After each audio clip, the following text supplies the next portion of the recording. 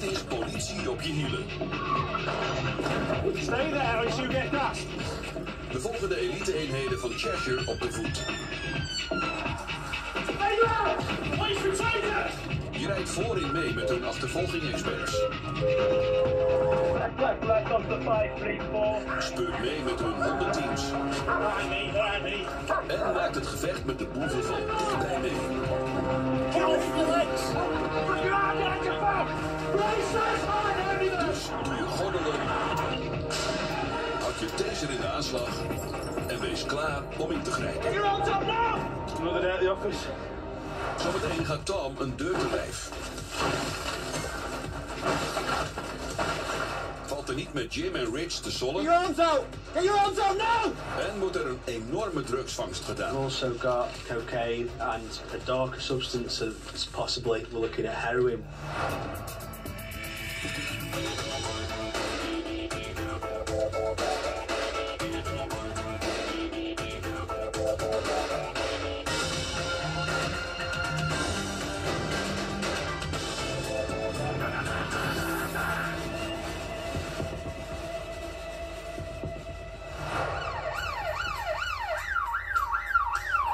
Je zou denken dat het constant actie is bij de politie. Put your arm behind your back! Maar tegenover elke grote operatie Out the car! staat ook heel veel wachttijd. You want to be out there doing stuff, but we've got to wait. And that's just the nature of this job. Het is vroeg in de middag in Warrington. Tim Powell en Tom Spowich willen een auto van een mogelijke dealer tegenhouden. We received some information that there's a vehicle travelling to this location, and there's likely to be a large quantity of Class A drugs on the vehicle. Tim is een echte snelheidsduivel. Maar hij is ook fan van voetbalclub Port Vale. Hij is het dus wel gewend om te wachten tot er iets gebeurt. Now we're just waiting for a little bit more information to find out when this vehicle's travelling towards us. Het is een grote operatie. Eenheden uit Cheshire en Merseyside stellen zich strategisch op om het doelwit te onderscheppen. Plan A is om de auto klem te rijden. 9 times out of the 10, plan A never happened. Plans quite quickly change. Tom is een agent met smaak. Als hij niet achter boeven aan zit, geniet hij graag van een goed glas port en grijpt de kaas. Dat is vast spannender dan dit. 6 uur later is de verdachte auto nog steeds niet gesignaleerd. You know that plan A you had? Things on plan Z now. It's what it's like day in, day out. If it all went to plan, it'd be boring, wouldn't it? Yeah, of course it would. Eindelijk kunnen ze vertrekken. Er is nieuwe informatie binnengekomen. Helaas is het slecht nieuws. Unfortunately, we've missed the drop. Een enorme lading drugs is door hun vingers geglipt. Maar er is nog een sprankje hoop. We've got an idea where the drugs may have gone to in the Merseyside area, and we've got a warrant in our possession. We're all going to descend on the address and execute the warrant. Het is een gespannen rit in konvooi naar Liverpool. Apprehensive, don't know what we're going into. Yeah, a whole number of things could happen. Maar ze zijn met een heel team. En gebruiken grof geschut. Agenten van 2 eenheden hebben 8 uur gewacht op deze inval. Nu gaan ze er ook voor.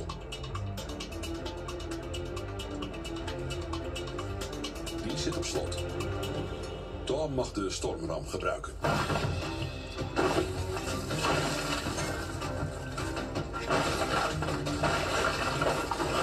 Racers, hard, everyone!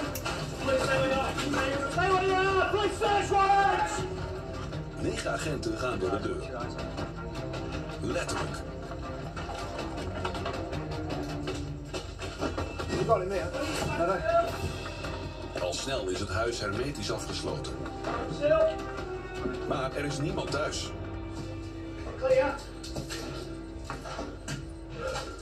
Can you go it? Terwijl Tom weer ruzie heeft met de deur,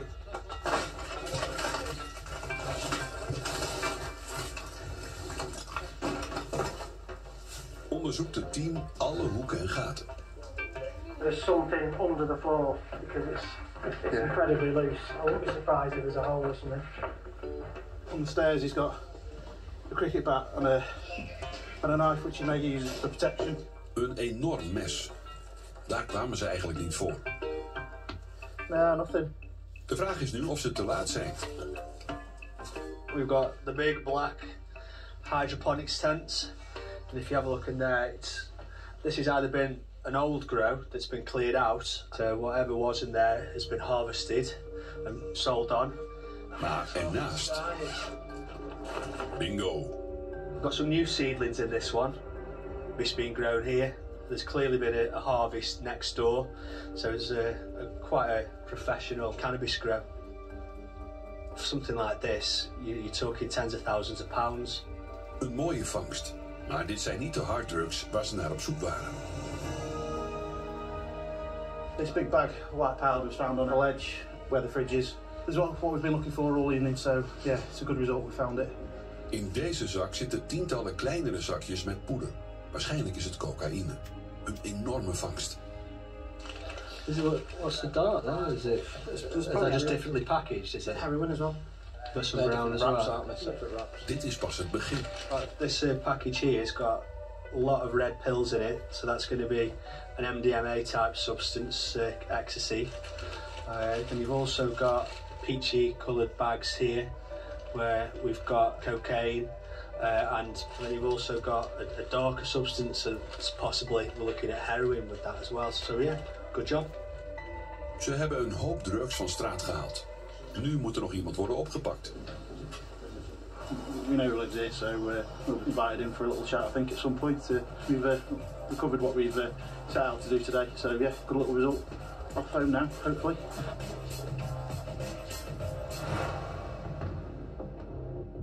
Bij de inval hebben de agenten zeer zuivere cocaïne, ecstasy, crack en cannabis in beslag genomen.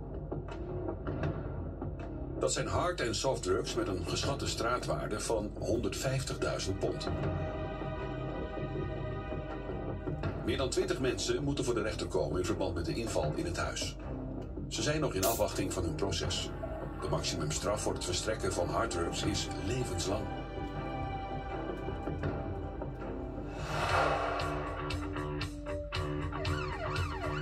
Als verkeersagenten de weg opgaan, weten ze dat het hele team ze steunt. PC Jim Hunt, he stopped a car over in Allsage. He shouted up on the radio requesting assistance on a grade 1. He's got the driver with him, he's not compliant. Obviously sounds like he's kicking off a bit, so we'll get to him and see what help he needs. Het is halverwege de middag en Rich Woodward reageert op een dringende oproep van zijn collega Jim Hunt, die het aan de stok heeft met een vermoedelijke autodief. A little bit concerning that he wants further patrols immediately. Een agent vraagt niet zomaar om bijstand. De verkeersagent geeft dus plankgas. Rich is een ervaren bestuurder. Hij heeft ook een taser bij zich en het lijkt erop dat hij die vandaag ook hard nodig heeft. Still sounded pretty urgent, yeah. De agressieve bestuurder is tot stilstand gebracht in een straatje dat je snel over het hoofd ziet.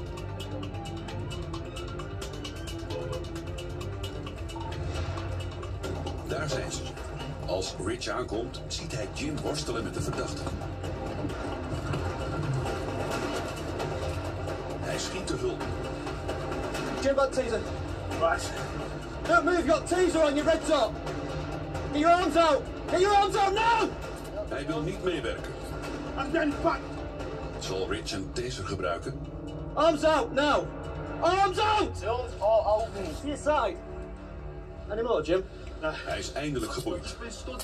Nu moeten alleen de formaliteiten nog. I'm just putting my hands on Like I said, mate, you're under arrest. Right, Jimmy. Get up. Get that camera up, please. Get up. Shut up. Stand up. Jim had het zwaar te verduren met de verdachte. Hey, mate, put that camera away from me.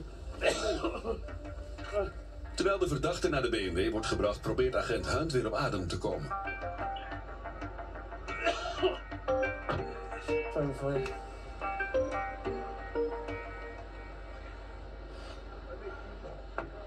the office. Jim heeft talloze onderscheidingen gekregen. Maar over dit incident zullen nog lang grappen worden gemaakt. As I came down the street, I could see him wrestling with you, well, it's on top of you.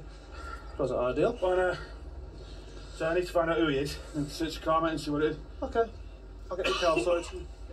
You been gas or anything? No. Oh, right. Just wrestling. I've got a chest infection, that's all, mate. I'll just get a road name. In deze omstandigheden. What's your name, fella? Alright, listen, shut up, mate, you're in the pub, baby. What's your name? Alright, we're tough then. Heeft Jim geen zin in geouwehoer. Looking for drug activity and drug dealing in this car. Come out of a quite aptly named road called Shady Grove. He took off, and as soon as he saw me, took the first immediate left, just to get out of the way. It's come to a dead end. So I pulled behind him. I got out of the car, and you could see he's very, very nervous, very wired, kept on reaching into his pockets. And I got this distinct impression there's something not right. They ended up me having a tussle on the floor with him. Het was inderdaad nogal een worsteling. Obviously, he's probably about half my age, with none of this gear on. I'm probably a little bit better condition than I am. Unfortunately, when I took him down the ground, he landed on top of me, which is not ideal, really. De bestuurder wil niet zeggen wie hij is, maar Jim gelooft niet dat de auto van hem is. It's a crowbar found in the back of the car. Interesting to see what he's using that for, really. En na even zoeken. We've got a cannabis grinder with some tobacco in it. Weet hij vrij zeker dat de auto van niemand is. So it just looks like a stereotypical pool car. It's people running to the ground, using them for criminal activities. Nothing else from your trousers, is there? Being down the side, you can't do that, mate. Not looking at anything. Not that way inclined. Where do you think people put drugs? They put them in the pockets, do they? Ze vinden geen drugs in de auto of in de zakken van de verdachte. Maar dat wil niet zeggen dat hij geen drugs op heeft. Willing to give me a sample of saliva? Wow, what's this for? See if you've got any cocaine or cannabis in the strap. Do that well. I do, mate. Ze weten ook nog steeds niet wie hij is. Just give us your finger, mate. Just for the fingerprint device. Check your ID. Nadat de 3 agenten hun nieuwste speeltje op de man hebben uitgeprobeerd, wordt er meer duidelijk. The mobile fingerprint device is always handy when people don't want to give the details. It's come back with a positive match. Obviously shows he's been arrested before and been convicted of offences before. That's why his fingers have been kept on the police national computer. Hij heeft al een strafblad en daar kan hij zo nog een feit aan toevoegen. He's over on the drug wipe for cannabis and cocaine. So at least we've got something substantive to take him into custody for. So we're taking his vehicle off him. He's locked up for drug driving, and I think it just sends a bit of a message out to the community, really, that we're there trying to tackle the drug problem around here. Nadat Rich Jim te hulp is geschoten, mag hij de verdachte nu naar zijn speciale taxi brengen. Jump up there, buddy. Volgende halte, het politiebureau. De bestuurder werd gearresteerd voor rijden onder invloed, onverzekerd rijden en rijden met een voorlopig rijbewijs. En door zijn worstelpartij met Jim ook wegens verzet bij aanhouding. Hij moet nog voor de rechter komen. Considering to start with it was just a case of having no license and no insurance, it was a bit of an extreme reaction to end up rolling around fighting with the body on the floor. Of ze nu worden getackled of achtervolgd, de meeste criminelen hebben één ding gemeen. Ze vertellen niet graag de waarheid. You're not driving to an MOT testing station now. You're not. You're not. Sommigen maken zelfs een lange neus naar Pinocchio. Your nose is growing like Pinocchio, mate. Agenten horen een hoop leugens. Ze zijn eigenlijk een soort levende leugendetector. You'll probably get lied to daily. You get used to the little signs, little gut instincts, little mistakes, things that trip people up. We zijn op de M62. Het is lunchtijd. Een ANPR-camera registreert talloze voertuigen, maar één auto zorgt voor verwarring. Het is een Land Rover. This has come back as a Lexus. The control room is showing that it's on a black Land Rover. However, the intel that we have, that it was on a Lexus IS220. So it'll be interesting just to see if it is a Lexus or it is a Land Rover. Zo gek is het misschien niet dat een Lexus zich voordoet als een Land Rover. Maar Keith Parsons en Ian Blanchard nemen het zekere voor het onzekere. Yeah, there it is. It's on a blue Lexus as well. Hotel Tango 3-1. 3-1, go ahead. Yeah, that vehicle just passed is on a Lexus.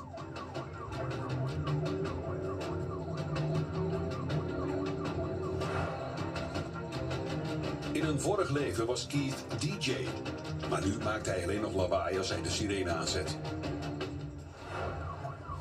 De BMW X5 komt grommend tot leven. En dan zien ze de Lexus een kleine kilometer verderop. There it is, just gone past that HGV. In the distance with the tail lift. Keith werkt vandaag samen met Ian Blanchard. Ian reed vroeger in een Yugo, die ook wel bekend staat als de slechtste auto ooit. Een enorm verschil met een BMW X5 met chauffeur. Maar deze beestachtige BMW is niet gemaakt voor drukke wegen. Just trying to play catch up now, see where it's gone. I think it's the one in front of us now. Ze geven een stopteken aan de Lexus en de bestuurder zet de auto snel aan de kant. Hotel Tango 31, vehicle stops at 32/0.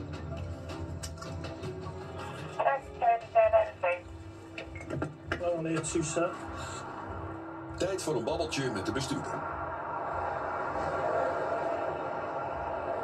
Hi, you alright? Is this your car? Yeah. It's showing through that it should be on a Land Rover. Can you step out and come and join us for a minute, please? Just come this side for me. Just take a seat in the rear passenger side, please. Nu is het aan jou, Keith. Alright, mate. Is it your car? Yeah. How long you had it? Big year, I think. Have you got insurance on it? It's got motor insurance on it. Should be a Range Rover. That's coming back as a Range Rover. No, the Range Rover's in the garage. Have you driving license on you? No, I haven't. What's your name? Jahir is my first name. J-A-H, yeah, that's your first name. Yeah. Your date of birth, right? Dan is hij 26 jaar. Bij wat navraag Can you just confirm the last 5 of the VIN, please? blijkt dat er bij de verzekering iets is misgegaan met het nummerbord. Maar er is ook iets mis met de 26-jarige bestuurder. How old are you? Dit foutje blijkt wat minder onschuldig. How old are you? 24. You sure? Born in 1990? You're 26 then, aren't you? How can you be? If you're born in 1990, with the details you're giving me, you'd be 26. I'll see if anyone's got a lantern, mate. 1990 would make you 26. De jaren vliegen ook voorbij. I know exactly how old I am. Are you giving the right details? I am, honestly I am. It's just, to be honest with you, I'm just nervous. You need to go back to Manchester. That's the only reason. Alleen als een eenhoorn dit verhaal zou vertellen, zou het nog ongeloofwaardiger zijn. You got anything with your name on it at all? Have you got a wallet in your pocket? You got any tattoos? Cash on me, to be honest with you. Have you got Facebook on your phone? You don't have Facebook on your phone? Een 24-jarige die niet op social media zit. Of hij is een spion, of hij liegt. Have you got Twitter or anything? De jongen beweert Jahir te heten. Gelukkig hebben de agenten een tablet tot hun beschikking met toegang tot de politiedatabase. Ze kunnen de foto van Jahir opzoeken. That's not you. That's me. Let's have a look.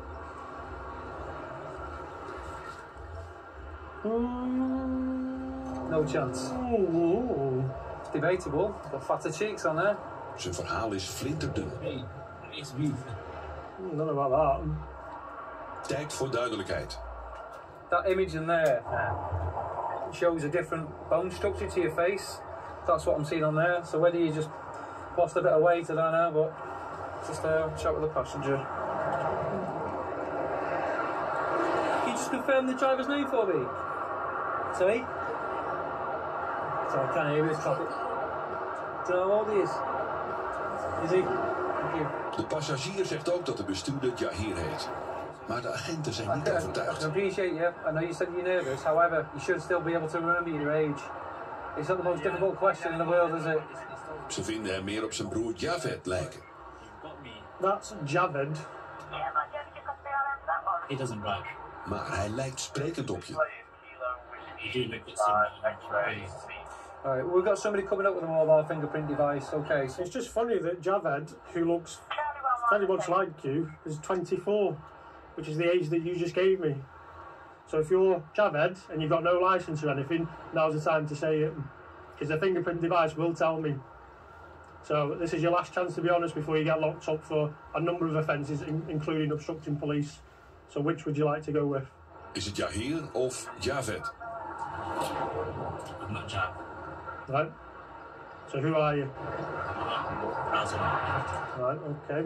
Of broer nummer 3, Razon. So why have you given me false details? Insurance, that's all. Do you have a driving licence? I've got a driving license, yeah. Hij lijkt op Javed, beweerde Yahir te zijn en is niet verzekerd. Er moet nu nog 1 ding worden opgehelderd. Do you understand it's an offence to obstruct police in the course of their duty? You don't. You just lied to me, so why are you giving us false details for your driver? You just told us who he is. Simple question. I thought he's your brother. He's my brother. So why don't you know his name? He's my brother then. So why don't you know his name then? Because I have 5 brothers. So you don't know which brother it is?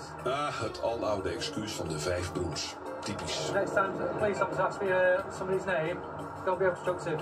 Alright, you find yourself arrested. The vehicle's being seized from where it is because you're driving without insurance. Okay? So I think you're going to have to make a phone call for somebody to come and collect you. Hey, your sister's great. Still doesn't know who you are. Even though you're a brother. Broer nummer 3 is onverzekerd rijden en rijden zonder rijbewijs ten laste gelegd. Hij moet voor de rechter verschijnen, waar hij de gehele waarheid en niets dan de waarheid zal moeten vertellen.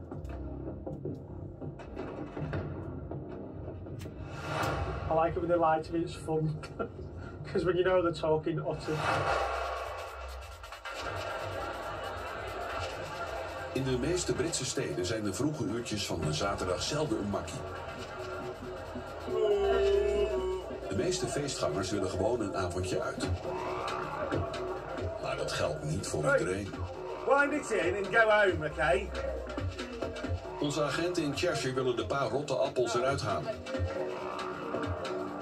Een niet zo geheime wapen wordt liefkozend de grote blauwe bus genoemd. We've had a report that there's a group who are getting a bit rowdy and they've asked for police presence. So we're in the big blue van and we'll show a bit of police presence. Alpha Oscar 16, show us T8. Move. Go on. Move. Not from here, eh? No, we've been waiting for a taxi. We've been waiting for a cab. Honestly, we've been waiting for a cab. We'll go home then. In het busje werken ze nauw samen met plaatselijke cafés en clubs om de rust te bewaren. Ze hebben net een oproep gekregen van een club in de buurt. Het feestbeest in de kooltrui is uit de club gezet en wil terug naar zijn vrienden. De agenten moeten hem ervan overtuigen om veilig naar huis te gaan. What does your friend look like? What's he wearing? They'll go and get your friend to come out and see you. You're not going back in. Hij begint boos te worden. That's black first, like saying. That's enough now, isn't it, mate? Are you going? Is he going with you? I don't know, is he? Well, ask him now. De man zou ruzie hebben gezocht. Apparently I wanted to fight that black fella in the toilets, but I never. You know, he's phoned the base card and all that. And all these are all these are going, oh yeah, oh yes, because he said it. Hey, fella, I've had enough of this. I'm not here to listen to people who are drunk, who can't speak reasonably. Have I sworn at you? Have these sworn at you? So don't swear. Agenten zijn getraind om de gemoederen te bedaren. I'm talking, and you just shouted him, and he's not interested. Why are you staying there? Een paar minuten later neemt de man eindelijk een verstandige beslissing. Hij gaat naar huis.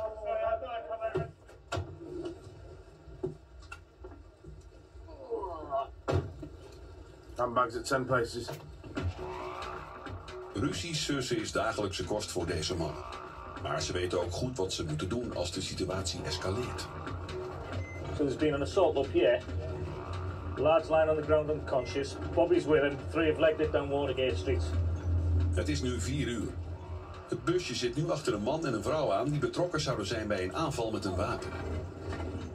Was the lad running down there on the left-hand side? Hang on, here we go.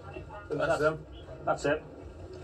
Alpha Oscar 16, possible sight in Walls Avenue. Oh, correction, it's not. He's got a white shirt on.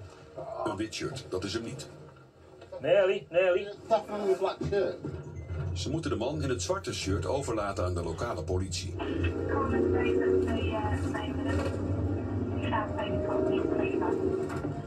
How far away is that, Nick? Er komt een dringende oproep binnen over een man die iemand bedreigt met een wapen. Alpha Oscar 16, have you got sufficient taser for that job? Het busje dient niet alleen als afschrikmiddel. Er zitten eliteagenten in die veel meer kunnen dan de orde bewaren. We are all taser. If you've got no taser, we're happy to go. Yes, please. Right, let's go. Voet op het gaspedaal, zwaailichten en sirenes aan en gaan. We've got a report of a male being chased by another male. A little bit of conflicting story whether the other male's got a mallet or a cleaver. Hamers en hakmessen hebben één ding gemeen. Ze zijn allebei gevaarlijk. But on the radio, we've got local patrols going single staff with no taser capability. We've got a van with 4 taser staff on board. It seems silly not to go and provide taser capability in case the male does have a cleaver or a mallet. Het busje is niet gemaakt voor hoge snelheden. Gelukkig hoeven ze niet ver te rijden. Bij aankomst zien ze dat het vermeende slachtoffer al wordt ondervraagd door de lokale politie. Now, how did you get there initially? I got a taxi. Right. With him? Or No, myself. Can you point out the address? Yeah, On the corner. Right. Ze gaan naar het huis van de verdachte. Als ze zijn gegevens doorgeven, blijkt dat hij wordt gezocht. Omdat hij al eens verstek liet gaan bij de rechter bij een vergelijkbare zaak. He's only wanted for a common assault. What's this job he's done? Chased him with an axe? Yeah. Or a well? Threats to kill. De agenten kijken niet meer op van dit soort dingen. Threats to kill, that'll do. Het vermeende slachtoffer neemt ze mee naar het huis van de verdachte. Whereabouts? Hij laat ze zien waar de ingang is. Which door? Het team neemt zijn positie in en houdt de tasers in de aanslag. Does this come out of the front anyway, mate? Er is misschien een gewapende man binnen, dus iedereen staat op scherp. Geen reactie. De melding over het mes en de bedreiging zijn een goede reden om de deur open te breken.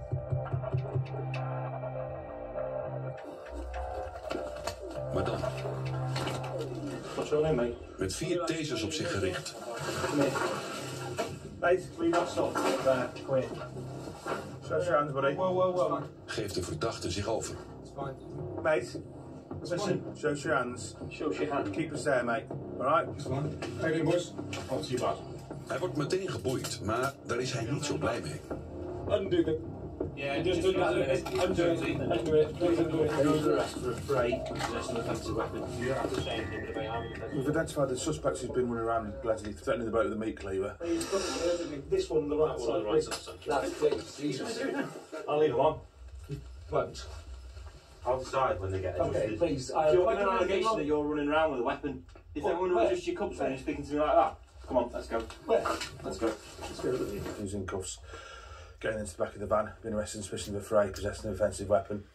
So that's where we're at the moment, really. We've got the witness, and we'll just search around the property, see if we can find the offending weapons.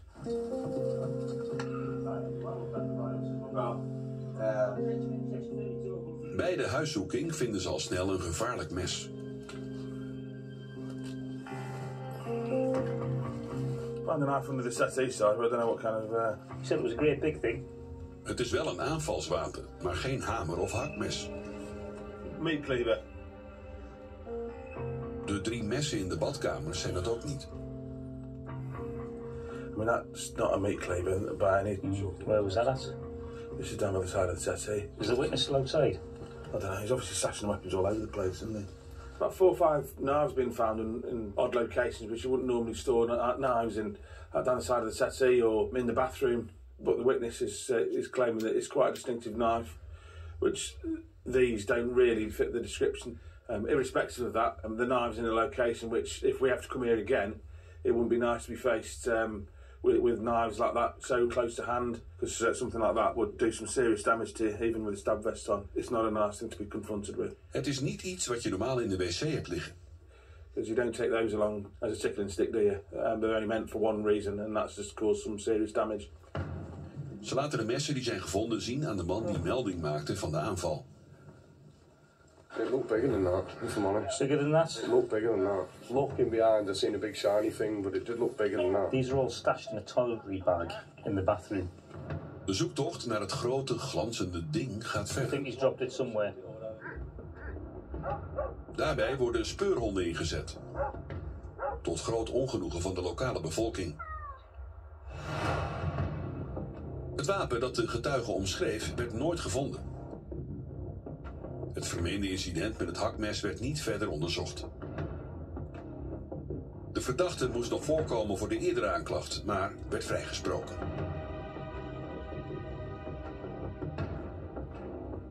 Het aantal incidenten met messen is het afgelopen jaar met 11% toegenomen in het Verenigd Koninkrijk. Die zorgwekkende cijfers willen de agenten niet verder laten toenemen.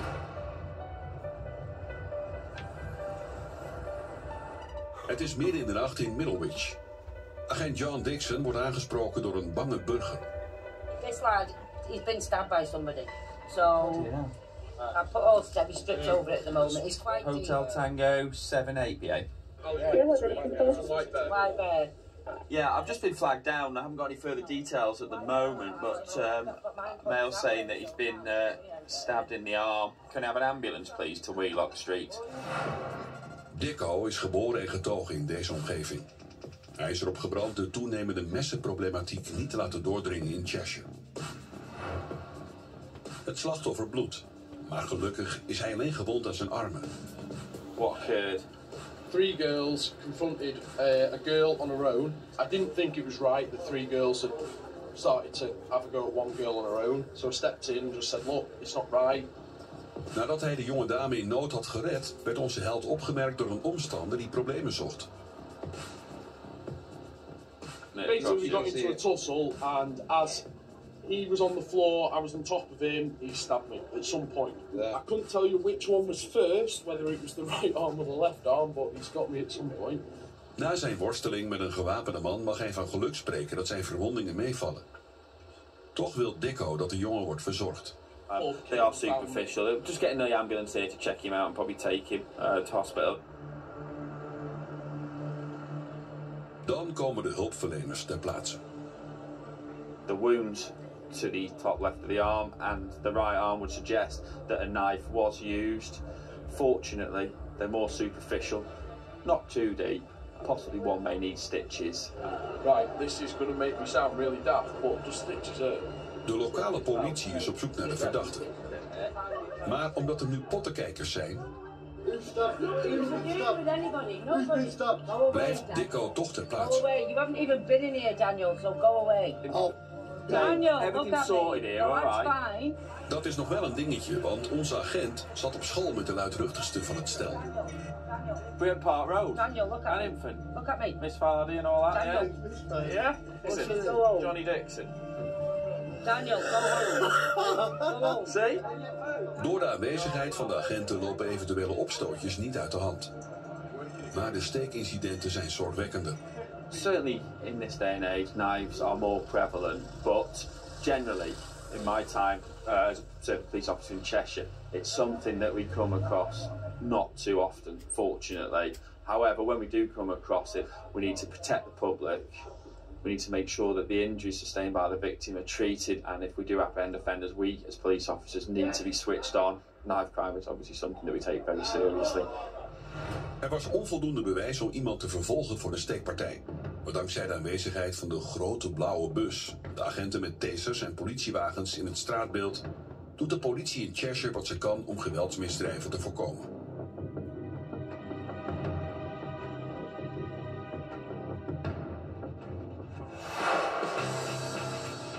Het is laat in de ochtend. Dan Halliwell en Gordon Morris beginnen net en zijn op alles voorbereid. Yeah, we're like spring coils or spring rolls. We've just had that, one of the two. We've just had the weekend off, so we're ready to go. Gordon zet graag inbrekers en drugsdealers achter slot en grendel. Maar vandaag moeten ze eerst naar een man die een gevaar is voor zichzelf. We're off to an address to assist social services with a mental health patient. He was arrested last week under the Mental Health Act. Unfortunately, he escaped the following morning. He's since been arrested and he's since escaped again. I believe he has assaulted police officers in the past. See if we get a reply. If not, if social services can confirm that he's in there, we'll force entry to the address. Het is een lastige situatie, maar ze nemen geen risico's. In volledige uitrusting gaan ze met de lokale politie en maatschappelijk werk naar de woning. Oh, he's in. Just seen him. Okay.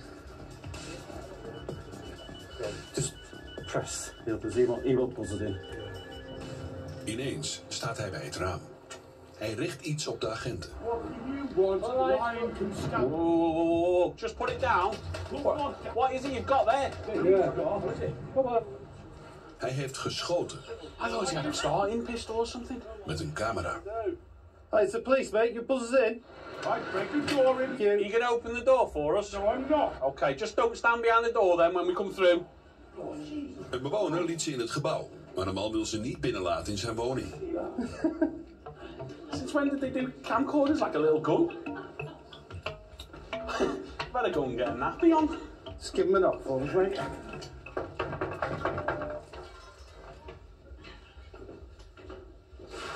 And I thought everything digitally, lightweight, Het geschreeuw uit de woning doet vermoeden dat hij niet zomaar open doet. Okay, Dan, step back. Just step back for us because of the glass. Tijd voor een minder beleefde aanpak.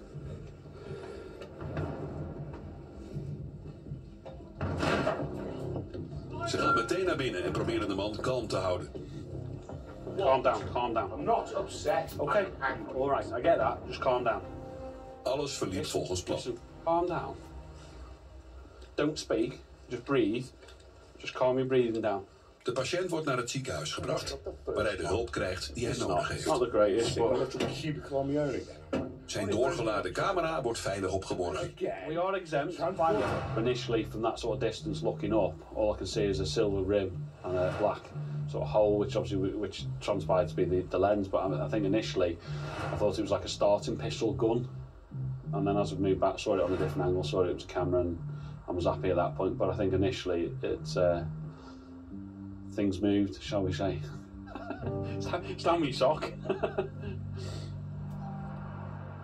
Overdag gebeurt het wel vaker dat agenten maatschappelijk werkers moeten bijstaan. Maar als de avond valt, hebben Dan en Gordon wel eens wat anders aan hun hoofd.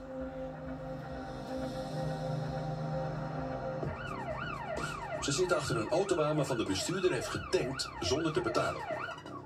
Maar de auto is misschien niet wat hij lijkt. I've had an APR hit a couple of miles away on a white BMW. And I believe it's on false plates, so it should relate to a black Peugeot. And it's been responsible for a drive-off in North Wales. Als ze dichterbij komen, zet Dan de sirene uit om de jacht te beginnen. Where are we looking? Might be one there, but... No, sorry. Overdag kan Dan een pistool misschien niet van een camera onderscheiden, maar 's nachts ziet hij prima.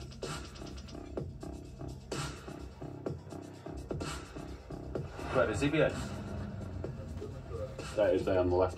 Ah. Verkeersagenten waren ze voor. De bestuurder en passagier hebben hun stijlvolle BMW X6 al ingeruild voor de achterbank van een patrouillewagen. Hey mate, whose car is it? Mine. This registration number that we believe has been involved in some drive-offs, filling up, whatnot. It could be on, and I believe it could be on stolen plates. De mannen ontkennen dat ze valse nummerborden gebruiken. Veel succes. What's the registration number of it? L400 MUS. Dat was het nummerbord dat eronder verstopt zat. So why have you got different plates on it now? I haven't put money. You have? I haven't put the plate. Why would I want to put the plate on it for? Om diesel te stelen bij de pomp misschien? If you don't start talking to me, boys, you're both going to get locked up. I'm going to get locked up anyway. Yeah. Talk to me then. Het onderste nummerbord is inderdaad het origineel. En de auto staat op naam van een man met de blauwe jas. This registration here does come back to the correct vehicle and it comes back to the gentleman that we've got. However, he's using plates that are down as stolen from the Buckley area in North Wales. So he's obviously using these plates, putting on top of these ones, and then obviously committing the drive-off offences, obviously filling up something this big isn't going to be cheap, so he's getting a full tank and getting away with it, or until now. Quite common as well. A lot of people do drive-offs. I mean, to have the balls to put a different plate on is going that one step further. Ze waren helaas te dom om ze er weer af te halen. I mean, at the end of the day, if you can't afford to run a car like this, don't drive it. You know, you don't then go and commit crimes to fund the joys of driving them. Zowel de bestuurder als de passagier gaat de politiecel in. Jump up, mate. Get out car. 3, 2, 1, allemaal samen. You're under arrest for theft of number plates and also fraud by deception. You don't have to say anything. May harm your defence. Do not mention any questions, something which you later rely on in court. Anything you do say may be given in evidence. Save it, may harm your defence. Do not mention any questions, something later on in court. If you do say may be given evidence. Understand? De eerste prijs voor synchroon arresteren gaat naar Dan en Gordon. Right, we're seizing your vehicle as well, mate. Okay? It's used in crime. Hey? I don't get it back. Not for the foreseeable future, no. De man in het blauw vraagt zich natuurlijk af wanneer hij zijn peperdure auto terugziet. We need to do some digging on this vehicle first. How many times it's had false number plates on it? Right, because as far as I'm concerned, you're probably doing this quite a lot, aren't you? No. No? Right, first time. Als de auto bij een misdrijf is gebruikt, kan de rechter die voor onbepaalde tijd in beslag laten nemen. They can't get round what they can't. That's not my issue, mate, is it? I know that. I know what I've done. I'm just asking you to... I'm saying I don't know. It's going to be down to the courts, mate. Right, maybe they put a forfeiture on it because you take it off you. You're joking, yeah? No. 30 grand. False number. If you're taking number plates, putting false number plates on it, filling it up and doing one, then you can't be allowed to do that, can you? No. Right, we've got to get some transport for you. Die is wel wat minder flitsend dan de X6. Can we get a van, please? Can we convey this? En de bestemming is ook niet je van het. Where did we go now? Chester custody, mate. Ja, dat bedoelde ik dus. Open the back, mate. De bestuurder werd niets ten laste gelegd. De man in het blauw, de eigenaar van de auto, werd veroordeeld wegens fraude en diefstal van kentekens. Hij werd veroordeeld tot 80 uur taakstraf en in totaal 170 pond boete. Uiteindelijk kreeg hij zijn auto terug.